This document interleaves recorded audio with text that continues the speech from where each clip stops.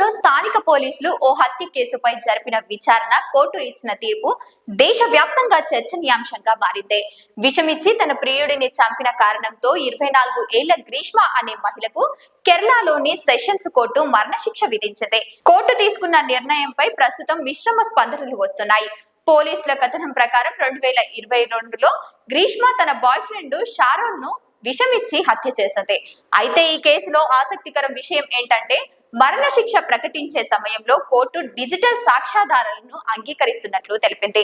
ఈ నేరాన్ని రుజువు చేసినందుకు పోలీసులు గూగుల్ క్లౌడ్ ద్వారా సేకరించిన డిజిటల్ సాక్ష్యాధారాలు కీలకంగా నిలిచాయి. ఫిజికల్ ఆధారాలు లేకపోవడంతో ప్రసంగించిన సాక్ష్యం డిజిటల్ సాక్ష్యాలను చూపించారు.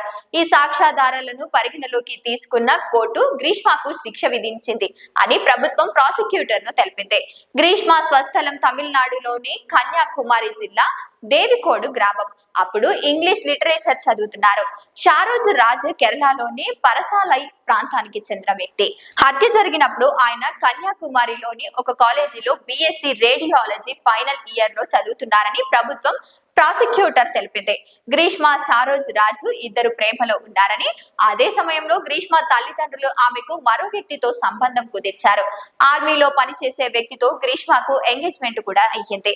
ఈ విషయాన్ని షారోన్ రాజుకు చెప్పిన గ్రీష్మ తనతో సంబంధాన్ని తెంచుకోవాలని కోరారు. కానీ దానికి షారోన్ రాజు అంగీకరించలేదు.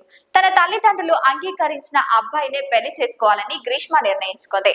దీనికి షారోన్ రాజు నుంచి తీవ్ర వ్యతిరేకత వచ్చింది. షారోన్ అసలు వినలేదు. తన పెళ్లికి, భవిష్యత్తులో తన వైవాహిక జీవితానికి షారోన్ రాజు అడ్డుపడుతున్నారని భయాలు గ్రీష్మ ఆయన్ను హత్య చేయాలని నిర్ణయించుకున్నారు. షారోన్ రాజును ఇంటికి పిలిచి గ్రీష్మ ఆయన తినే ఆహార పదార్థాల్లో విషం కలిపి ఆయన మరణించేలా చేశారని పబ్లిక్ ప్రాసిక్యూటర్లు చెప్పారు.